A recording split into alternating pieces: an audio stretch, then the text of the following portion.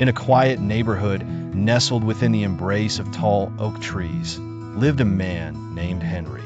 At 42, Henry carried the weight of his 40 years with a blend of wisdom and vulnerability that made him undeniably human. 18 years past the date marked on his calendar as the day he chose life over addiction, he still found himself battling shadows on certain cold mornings. Henry's house was modest, and his garden, a call to sanity, was rich with bursts of color in the form of daisies, roses, and lavender. Gardening was Henry's grounding technique, a therapy he learned over many sessions that taught him the art of mindfulness. Each morning began with meditation in a sunbeam-colored corner of his living room, followed by a steaming cup of coffee and journals filled with words of gratitude, a ritual of centering himself before engaging the world. However, there were days when a gnawing sense of anxiety emerged uninvited. It could be the aftermath of dreams packed with unsettled dust bunnies from his past, or the stark pressures of work deadlines. It whispered deceitful tales of inadequacy and fear, demanding he retreat into his garden. On days like these, Henry found redemptive solace in the earth beneath his fingers. As he weeded, pruned, and tended to flowers, he engaged in another form of therapy, cognitive behavioral therapy, CBT strategies he had once learned from his therapist, Maria. Challenge the thought, Maria would say.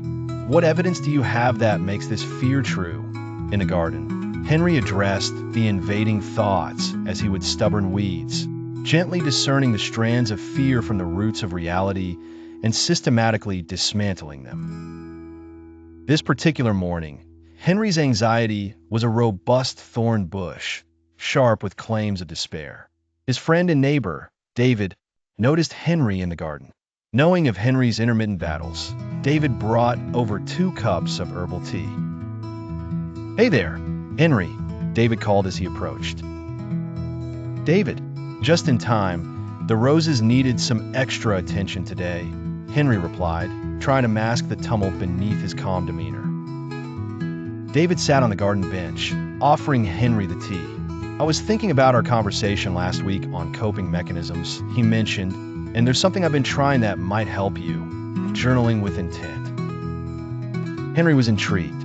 "With intent? You mean apart from gratitude?" "Exactly. Writing out your thoughts when anxiety hits, focusing on what you feel and why without judgment," David explained.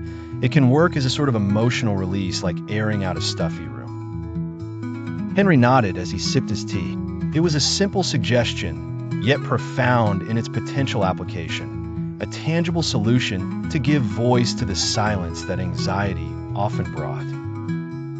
Later, as the sun set, coloring the sky in hues of orange and purple, Henry sat with his journal.